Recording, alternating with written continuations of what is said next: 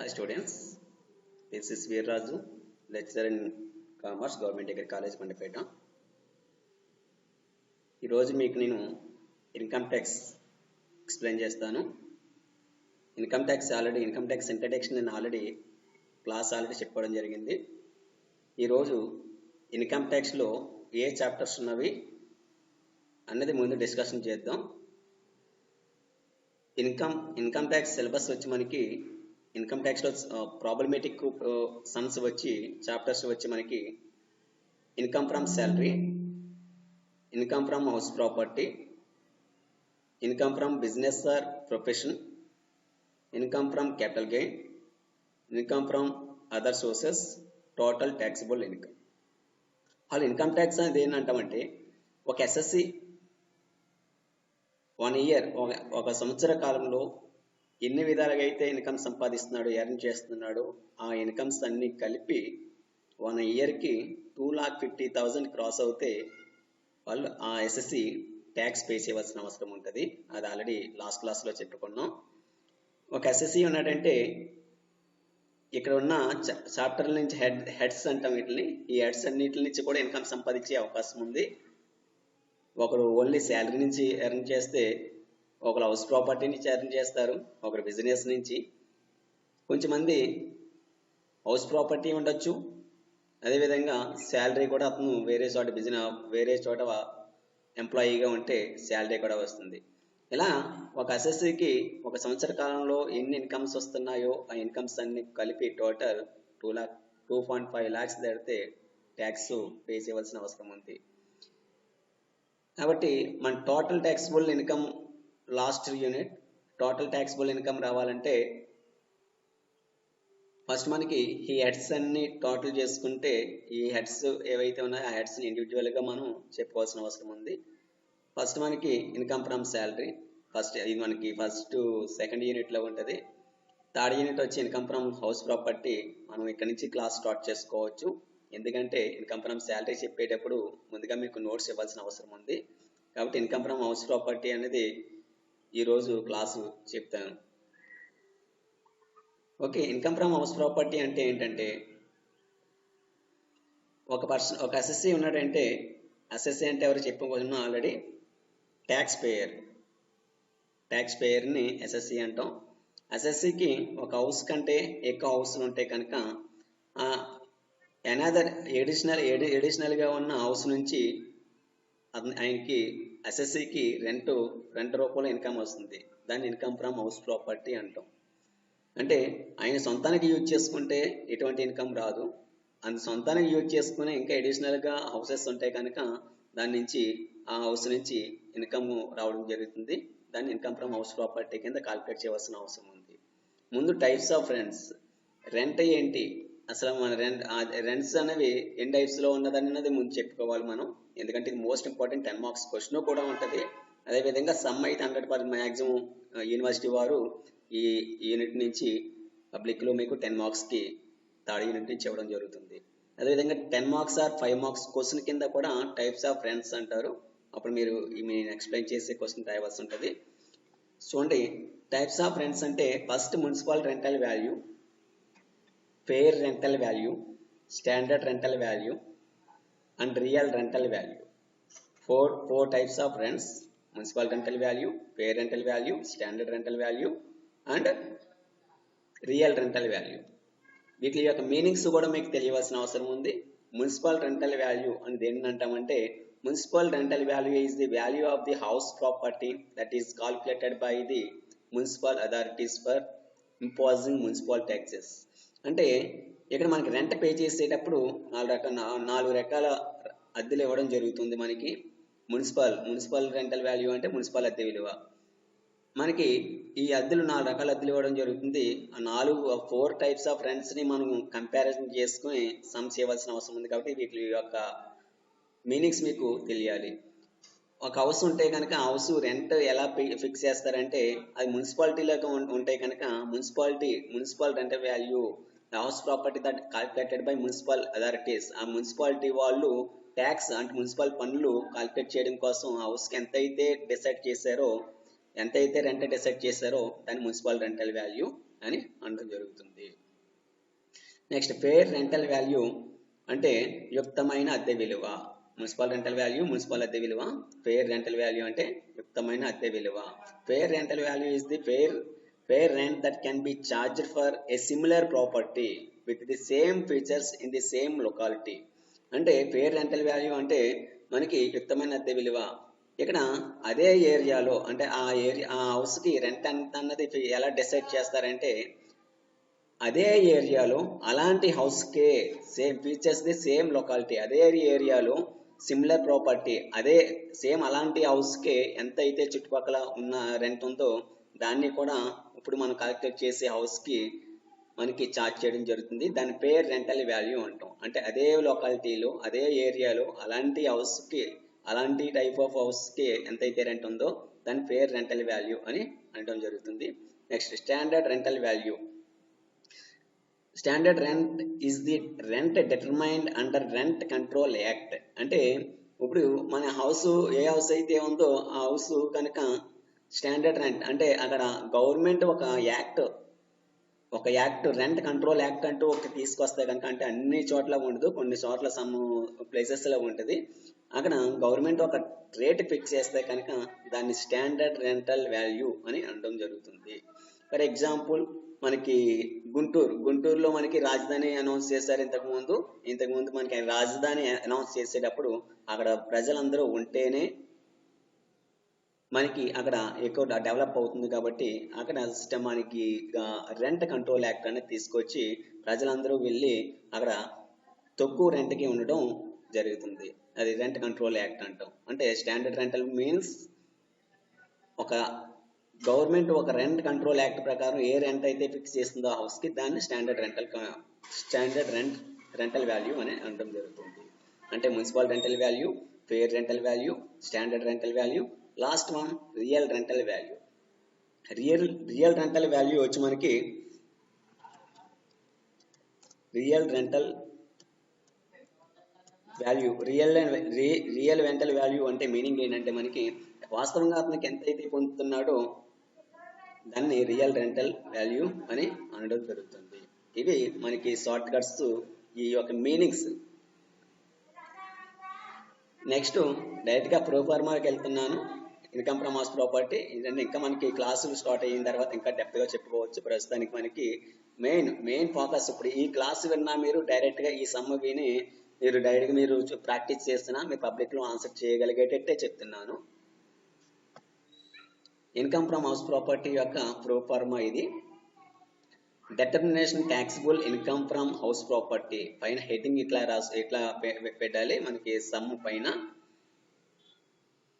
Next municipal rental value. First ఎక్కడి నుంచి start అవుతుందంటే లెక్క మున్సిపల్ రెంటల్ వాల్యూ ఇస్తే కనుక లెక్కలో దాన్ని మున్సిపల్ రెంటల్ వాల్యూ వేసుకుంటాం.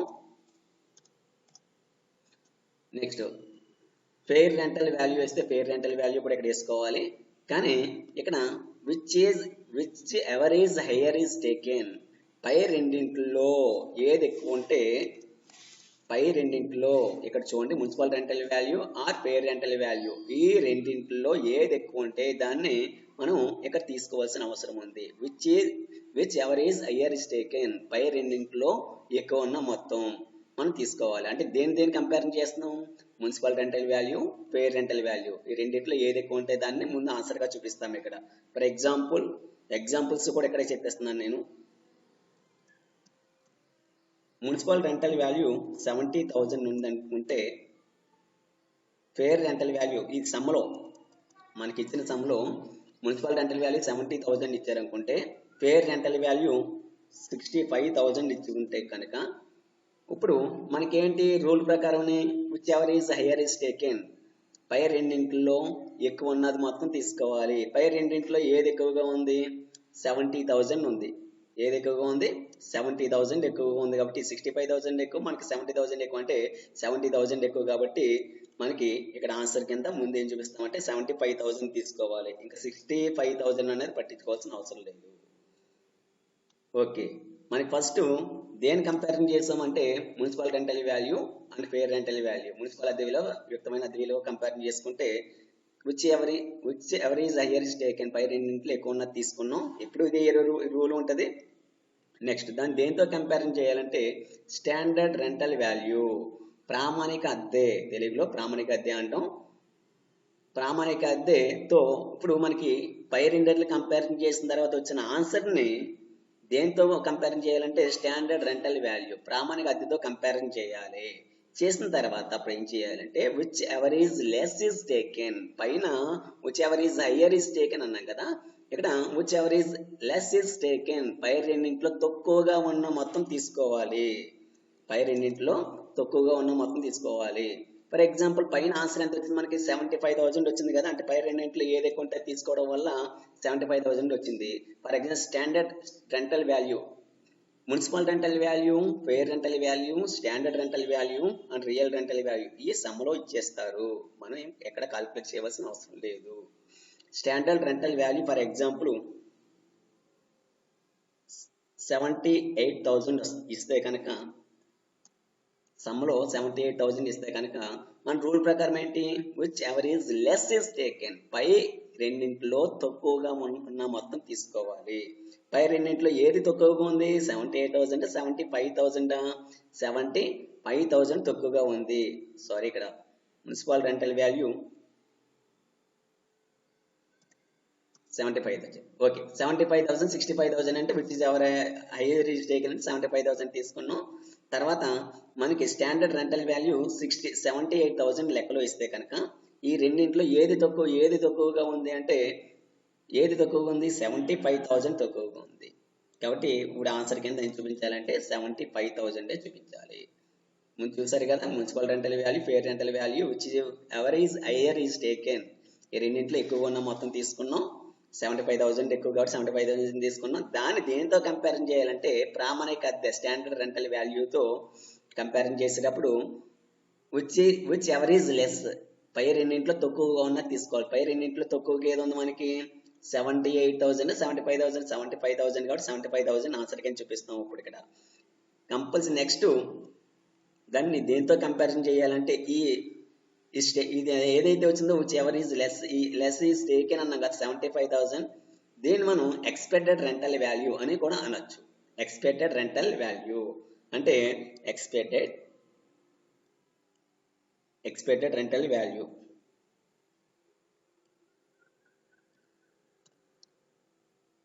అంటే ఆశించిన అద్దె విలువ అని కూడా దీన్ని అనొచ్చు. ఓకే, ఇప్పుడు ఈ ఆన్సర్ వచ్చింది కదా, దేన్ని మనకి ప్రామాణిక అద్దెతో స్టాండర్డ్ రెంటల్ వాల్యూతో కంపేర్ చేసిన 75,000ని దేంతో కంపారిజన్ చేయాలంటే యాక్చువల్ రెంటల్ వాల్యూతో కంపారిజన్ చేయాలి. వాస్తవ అద్దె విలువతో కంపారిజన్ చేయాలి. వాస్తవ అద్దె ఇచ్చేటప్పుడు మనం కంపల్సరిగా ఒక పాయింట్ చూసుకోవాలి. లెక్కలో ఏమైనా అన్రియలైజ్డ్ రెంట్ ఏమైనా ఉంటే, అన్రియలైజ్డ్ రెంట్ అంటే వసూలు కాని అద్దె ఏమన్నా ఉంటే కనుక దాన్ని యాక్చువల్ రెంట్ నుంచి రియల్ రెంటల్ వాల్యూ నుంచి actual rental value or real rental value రెండు ఒకటే. వాస్తవ అద్దె నుంచి దేని తీసేయాలంటే ముందుగా వసూలు కాని అద్దె ఏమన్నా ఉంటే కనుక దాన్ని లెస్ చేయవలసి ఉంటుంది. ముందు అన్రియలైజ్డ్ రెంట్ లెక్కలో ఉండాలని రూల్ లేదు, ఉంటే కనుక దాన్ని లెస్ చేయాలి. For example actual rental value సంవత్సరానికి 60,000 ఇస్తే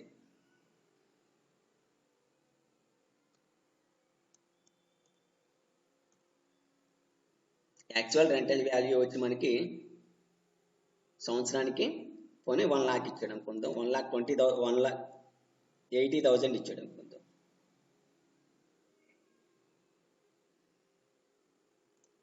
ఓకే, 84,000గా తీసుకున్నాను. యాక్చువల్ రెంటల్ వాల్యూ 84,000 అంటే పర్ మంత్, ఇది సంవత్సరానికి 84,000.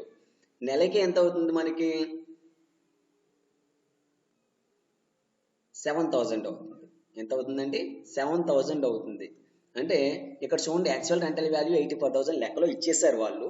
ఇచ్చేస్తే డైరెక్ట్ గా మనకి ఇక్కడ లెస్ అన్రియలైజ్డ్ రెంట్ లేకపోతే లెక్కలో డైరెక్ట్ గా 84,000 అనేది ఇక్కడ డైరెక్ట్ గా చూపించేసుకోవచ్చు. అప్పుడు మనం whichever is higher is taken, పై రెండింటిలో ఎక్కువగా ఉన్నది తీసుకోవాలి. ఇక్కడ హయ్యర్ అన్నాం, ఇక్కడ ఎవరు లెస్ అన్నాం, ఇక్కడ మళ్ళీ హయ్యర్ అన్నాం. ఈ రూల్స్ ఎప్పుడు కూడా మారవు. ఇక్కడ అంకెలు మారినా ఈ రూల్స్ ఎప్పటికీ మారవు. ఇక్కడ యాక్చువల్ రెంటల్ వాల్యూ 84,000 ఇస్తే 84,000 ఇక్కడ మనకి అన్రియలైజ్డ్ రెంట్ మనకి సమ్మలో ఉందో లేదో చూసుకోవాలి. ఉంటే కనుక దాన్ని లెస్ చేసి మిగిలిన అమౌంట్ మాత్రమే ఇక్కడ వేసి అప్పుడు రెండింటికి కంపారిజన్ చేస్తాం. లేదు అంటే కనుక ఇక్కడ అన్రియలైజ్డ్ రెంట్ ఏమీ ఇవ్వకపోతే సమ్ములో డైరెక్ట్గా 84,000 దీని కింద వేసి అప్పుడు 75,000కి దానికి కంపారిజన్ చేయడం జరుగుతుంది. ఫర్ ఎగ్జాంపుల్ అన్రియలైజ్డ్ రెంట్ సమ్ములో మనకి ఒక 2 months 2 నెలల అద్దె రాలేదు అనుకుందాం. అన్రియలైజ్డ్ రెంట్ అంటే వసూలు కాని అద్దె. అంటే మనం రెంట్కి ఇచ్చాం, రెంట్కి ఇస్తే అక్కడ పర్సన్ 2 నెలల అద్దె ఇంకా ఇవ్వలేదు. ఇవ్వకపోతే దాన్ని అన్రియలైజ్డ్ రెంట్ అంటాం. దాని మీద ట్యాక్స్ పే చేయవలసిన అవసరం లేదు. కాబట్టి మన tax income from house property ఏంటంటే వాస్తవంగా ఇన్కమ్ హౌస్ నుండి ఎంత అయితే ఇన్కమ్ వచ్చిందో దాని మీద మాత్రమే ట్యాక్స్ వేయడం జరుగుతుంది. మరి ఇంకా వసూలు కాలేదు కదా, అక్కడ మనకి 2 months వసూలు కాలేదని లెక్కలో చెప్పారు. అంటే పర్ మంత్ ఎంత అయింది ఇక్కడ? సంవత్సరానికి 84,000 అంటే బై 12తో డివైడ్ చేస్తే పర్ మంత్ వచ్చి 7,000 అవుతుంది.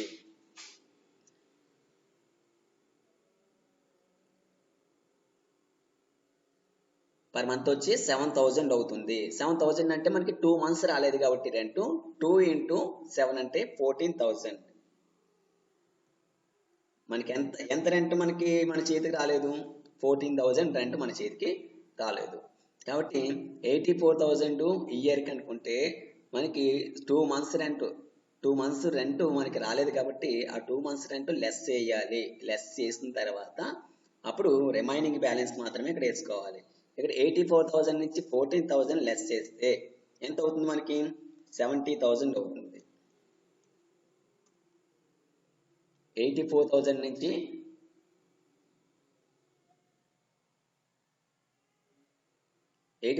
14,000 లెస్ చేస్తే 70,000 ఇక్కడ ఆన్సర్ అవుతుంది. ఇప్పుడు ఈ రెండిటికి కంపారిజన్ చేయాలి. ఒకవేళ ఇక్కడ మనకి 14,000 లేదంటే అన్రియలైజ్డ్ రెంట్ లేకపోతే కనుక ఈ 84,000 డైరెక్ట్గా ఇక్కడ చూపించుకుంటాం. ఇప్పుడు ఈ రెండిటికి కంపారిజన్ చేసినప్పుడు which ever is higher is taken, పై రెండింటిలో ఎక్కువగా ఉన్న మొత్తం తీసుకోవాలి. మళ్ళీని ఒకటి గుర్తుపెట్టుకోండి స్టూడెంట్స్, ఇక్కడ ఫస్ట్ మనం ఏం చేసామంటే పై రెండింటిలో స్టాండర్డ్ రెంటల్ వాల్యూ, మన municipal rental value, fair rental value comparison చేసినప్పుడు తక్కువగా ఉన్నది తీసుకున్నాం. ఆ వాల్యూని స్టాండర్డ్ రెంటల్ వాల్యూతో కంపారిజన్ చేసుకున్నప్పుడు తక్కువగా ఉన్నది తీసుకున్నాం. ఫస్ట్ ఎక్కువగా ఉన్నది తీసుకున్నాం, తర్వాత తక్కువగా ఉన్నది తీసుకున్నాం. ఆ వాల్యూని రియల్ రెంటల్ వాల్యూతో కంపారిజన్ చేసినప్పుడు ఎక్కువగా ఉన్న మొత్తం తీసుకోవాలి. పై రెండింటిలో ఏ మొత్తం ఎక్కువగా ఉంది? 75,000 or 70,000? 75,000 ఎక్కువగా ఉంది కాబట్టి మనం ఇప్పుడు 75,000 తీసుకుంటాం. ఇక్కడ 75,000 తీసుకున్నాం. ఆ 75,000 యాక్చువల్గా మనకి గ్రాస్ యాన్యువల్ వాల్యూ అవ్వాలి. గ్రాస్ యాన్యువల్ వాల్యూ అంటే స్థూల వార్షిక విలువ. గ్రాస్ యాన్యువల్ వాల్యూ మనకి రావాలంటే గ్రాస్ యాన్యువల్ వాల్యూ చేసేటప్పుడు కంపల్సరీగా మనం చేయవలసిన పాయింట్ ఏంటంటే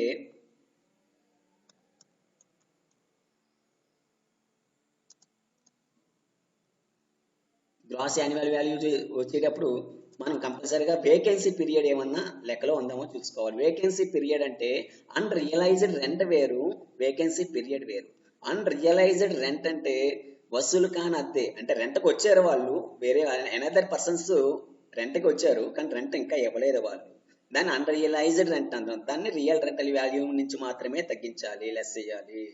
నెక్స్ట్ ఇంకోటి సెకండ్ వన్ ఏంటి? వేకెన్సీ పీరియడ్ అంటే మనకి రెంట్కి వచ్చారు కానీ రెంట్కి మనం ఇచ్చాం కానీ 1 month ఖాళీగా ఉండిపోయింది, అసలు ఎవరు రాలేదు. అంటే సంవత్సరానికి 11 నెలల్లో మాత్రమే మనకి రెంట్ రావడం జరిగింది. సంవత్సరం అంతా మనకి రూమ్ ఫిల్ అయిపోవాలని లేదు కదా, ఎవరో మనకి రాలేదు. రాకపోతే ఏమైందంటే 1 month ఖాళీగా ఉండిపోయింది. ఆ ఖాళీగా ఉండిపోయిన కాలానికి మీరు ఇన్కమ్ మనకి రెంట్ రాదు కదా. రెంట్ రానప్పుడు మనం ట్యాక్స్ ఎలా పే చేస్తాం? ట్యాక్స్ పే చేయకూడదు కాబట్టి ఇక్కడ వసూలు కాని అద్దె ఎలాగైతే తీసేసామో ఇక్కడ ఖాళీ వేకెన్సీ పీరియడ్ ఏమన్నా ఉంటే, ఉండాలని రూల్ ఏం లేదు, ఉంటే కనుక లెక్కలోనే దాన్ని దేని తీయాలంటే ఇక్కడ మనం 75,000 వచ్చింది కదా, అంటే ఇక్కడ హయ్యర్ ఈజ్ టేకెన్ తీసుకున్న తర్వాత ఆ వాల్యూ నుంచి ఏ వాల్యూ తీయాలంటే ఏమన్నా వేకెన్సీ పీరియడ్ ఉంటే కనుక, ఏవైనా వేకెన్సీ పీరియడ్ ఉంటే కనుక ఆ వేకెన్సీ పీరియడ్ని మనం లెస్ చేయాలి. ఫర్ ఎగ్జాంపుల్ వేకెన్సీ పీరియడ్ లెక్కలో 1 మంత్ ఉందనుకుంటే 1 మంత్ అంటే 1 మంత్ వేకెన్సీ పీరియడ్ అని లెక్కలో చెప్పాడు తప్ప ఎంతో చెప్పాల్సిన అవసరం కూడా మనకి లేదు. ఎందుకంటే ఎక్కడా కూడా అన్రియలైజ్డ్ రెంట్ 2 మంత్స్ అన్నాడు, 14,000 డైరెక్ట్గా చెప్పడు. అది మనం ఏం చేయాలంటే రియల్ రెంటల్ వాల్యూని బై 12 చేస్తే 1 మంత్కి ఎంత అనేది వస్తుంది. అప్పుడు ఇక్కడ 2 మంత్స్ రెంట్ రాలేదు కాబట్టి ఇంటూ 2 చేసాం. అలాగే ఇక్కడ మనకి 1 మంత్ ఖాళీగా ఉండిపోయింది కాబట్టి ఇక్కడ ఏమవుతుంది మనకి 1 ఇంటూ 1ని దేంతో మల్టిప్లై చేస్తామంటే 7,000 పర్ మంత్ 7,000 వచ్చింది కాబట్టి మనకి 7,000తో మల్టిప్లై చేస్తాం. చేస్తే ఎంత వచ్చింది మనకి 7,000 వచ్చింది. అంటే వేకెన్సీ పీరియడ్కి ఎంత వచ్చింది ఆన్సర్ మనకి 7,000. 75,000 ఇక్కడ ఆన్సర్ వచ్చింది కదా. దీని నుంచి ముందుగా ఏం తీసేయాలి, లెస్ వేకెన్సీ పీరియడ్ తీసేయాలి. వేకెన్సీ పీరియడ్ 7,000 దేని నుంచి తగ్గించాలి, 75,000 నుంచి తగ్గించాలి. 75,000 నుంచి మనం దీన్ని తగ్గిస్తే ఇక్కడ ఏ వాల్యూ వస్తుంది అంటే మనకి గ్రాస్ యాన్యువల్ వాల్యూ. ఎప్పుడు కూడా మనకి ఒకటి గుర్తుపెట్టుకోండి, municipal rental value, fair rental value which is ever hire is taken, దాన్ని స్టాండర్డ్ రెంటల్ వాల్యూతో కంపేరింగ్ చేసేటప్పుడు which ever is less is taken, తక్కువగా ఉన్న మనం తీసుకుంటాం ఆన్సర్ కింద. దాన్ని రియల్ రెంటల్ వాల్యూతో కంపేరింగ్ చేయాలి.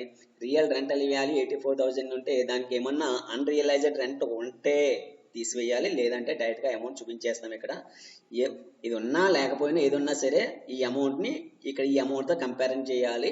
రియల్ మనకి యాక్చువల్ రెంటల్ వాల్యూ ఇంకా 84,000 అవ్వదు ఇక్కడ. ఎందుకంటే అన్రియలైజ్డ్ రెంట్ ఉంది కాబట్టి అది తీసిన తర్వాత ఏదైతే ఉందో అదే యాక్చువల్ రెంటల్ వాల్యూ అవుతుంది. ఈ రెండింటిని కంపేరింగ్ చేసుకున్నప్పుడు ఎక్కువగా ఉన్నది తీసుకుంటాం, 75,000 వచ్చింది. దాని నుంచి ఏమన్నా వేకెన్సీ పీరియడ్ ఉంటే కనుక లెక్కలో అది కూడా తీయేస్తాం. 1 మంత్ ఇచ్చాడు కాబట్టి ఆ 1 మంత్ మనకి నెలకి 7,000 రూపాయలు వచ్చింది కదా, 7,000 వచ్చింది కాబట్టి కాల్కులేట్ చేస్తే ఆ 7,000ని కూడా లెస్ చేయాలి. లెస్ చేస్తే అప్పుడు మనకి ఆన్సర్ ఎంత వచ్చింది, మనకి 63,000 వస్తుంది. ఆన్సర్ ఎంత వచ్చింది, 63,000 వచ్చింది. ఇది ఏంటంటే గ్రాస్ యాన్యువల్ వాల్యూ, స్థూల వార్షిక విలువ. ఇక్కడికి సగం లెక్క కంప్లీట్ అయ్యింది. గ్రాస్ యాన్యువల్ వాల్యూ ఎంత వచ్చింది మనకి 63,000. ఎప్పుడు వచ్చింది, వేకెన్సీ పీరియడ్ 7,000 తీసిన తర్వాత. లెక్కలో వేకెన్సీ పీరియడ్ లెక్కలో ఇవ్వకపోతే ఈ 75,000 మనకి గ్రాస్ యాన్యువల్ వాల్యూ అవుతుంది. ఓకే, నెక్స్ట్ దీని నుంచి ఏం తీసేయాలంటే లెస్ మున్సిపల్ ట్యాక్సెస్. కంపల్సరీగా మున్సిపల్ ట్యాక్సెస్ లెక్కలో ఉంటే కనుక మున్సిపల్ ట్యాక్సెస్ని కూడా తీసేయాలి. మున్సిపల్ ట్యాక్సెస్ ఎంత ఉంటే అది తీసేయాలి లెక్కలో. ఫర్ ఎగ్జాంపుల్ 1,000 ఇచ్చారనుకోండి, 3,000 ఇచ్చారనుకోండి మున్సిపల్ ట్యాక్సెస్. ఆ 3,000 దేన్ని తీసేయాలి,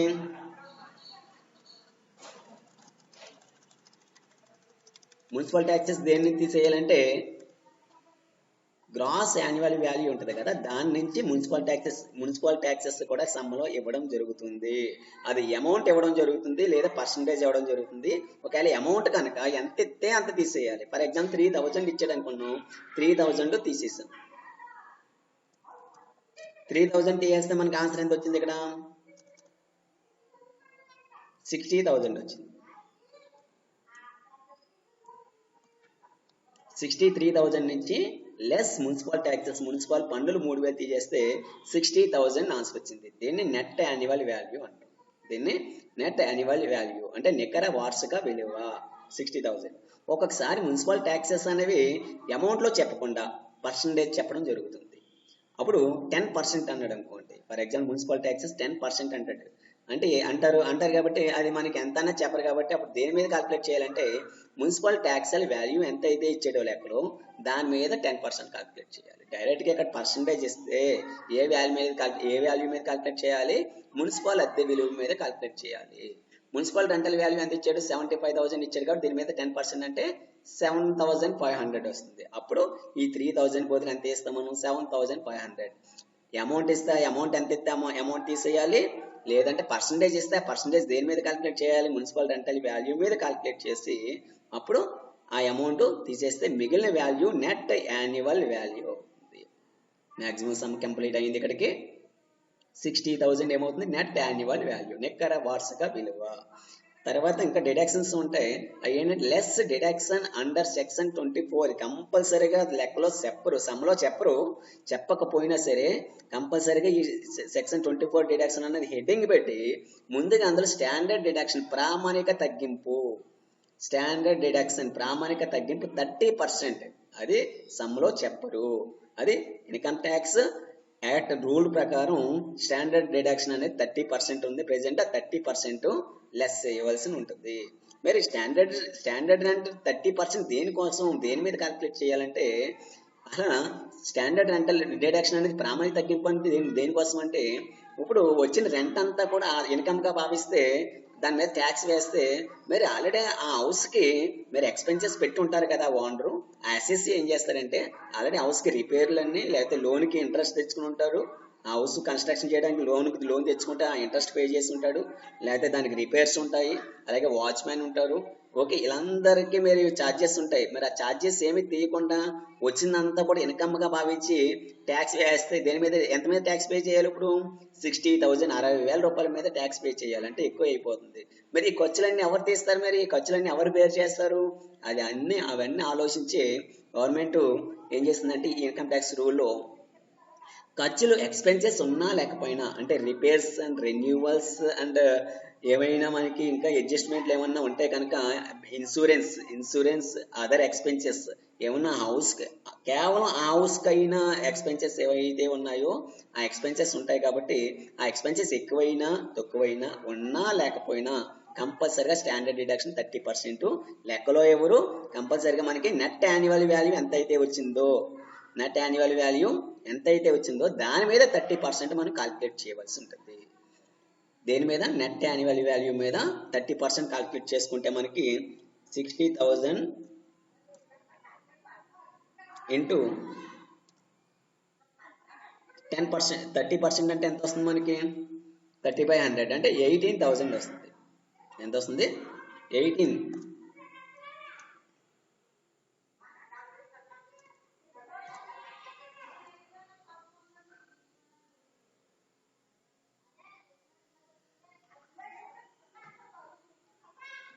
మనకి ఇక్కడ 30%, 60,000 మీద 30% అంటే 18,000 ఆన్సర్ వస్తుంది. ఆ 18,000 ఇన్నర్ కాలంలో వేసుకోండి. కంపల్సరిగా 18,000 మనకి ఎంతో కొంత మనకి ఎంతైతే నెట్ యాన్యువల్ వాల్యూ సమ్లో ఉంటే కంపల్సరిగా మనం దీన్ని 30% డిడక్షన్ చేయాలి. దేని మీద క్యాల్కులేట్ చేయాలి? నెట్ యాన్యువల్ వాల్యూ మీద క్యాల్కులేట్ చేయాలి. 18,000 వచ్చింది. నెక్స్ట్ ఇంట్రెస్ట్ అండ్ బారోవింగ్ ఇంట్రెస్ట్ అంటే మనకి సెక్షన్ 24 సబ్ సెక్షన్ 1 ప్రకారం standard deduction 30% on net annual value, నికర వార్షిక విలువ మీద 30% క్యాల్కులేట్ చేయాలి. అది ఇవ్వకపోయినా అది ఎవరు కానీ లెక్కలో మనం క్యాల్కులేట్ చేయవలసి ఉంటుంది. సెక్షన్ 24 సబ్ సెక్షన్ 2 ప్రకారం ఇంట్రెస్ట్ ఆన్ బారోవింగ్ లోన్, మరి హౌస్ కి లోన్ తెచ్చుకుంటే కనుక మరి ఆ లోన్ పై ఇంట్రెస్ట్ పే చేస్తారు. అది కూడా ఎక్స్పెన్సెస్ కాబట్టి దాన్ని కూడా ఎక్స్పెన్సెస్ కి ఖర్చుగా చూపించుకోవచ్చు. ఫర్ ఎగ్జాంపుల్ అది దీనికి కొన్ని రూల్స్ ఉన్నాయి. అవి నెక్స్ట్ సమ్స్ లో చెప్తాను. ఓకే, ఫర్ ఎగ్జాంపుల్ ఒక 6,000 ఇచ్చారనుకో, 5,000 ఇచ్చారనుకుందాం. 5,000 ఇస్తే మనకి ఆల్రెడీ స్టాండర్డ్ డిడక్షన్ వచ్చి 18,000 ఉంది. స్టాండర్డ్ డిడక్షన్ వచ్చి 18,000. ఇప్పుడు ఇంట్రెస్ట్ అండ్ లోన్ 5,000 వచ్చింది.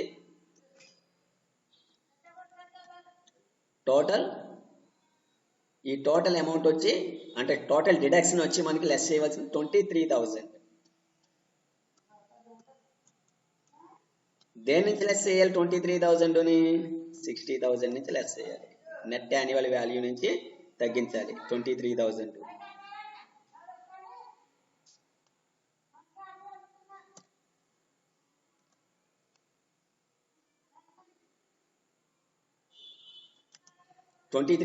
దేని నుంచి లెస్ చేయాలి? మనం నెట్ యాన్యువల్ వాల్యూ నుంచి లెస్ చేయవలసి ఉంటుంది.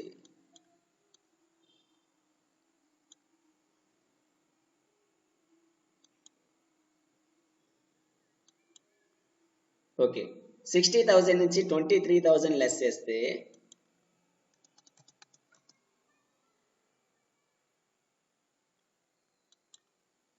ఏమొచ్చింది మనకి ఆన్సరు?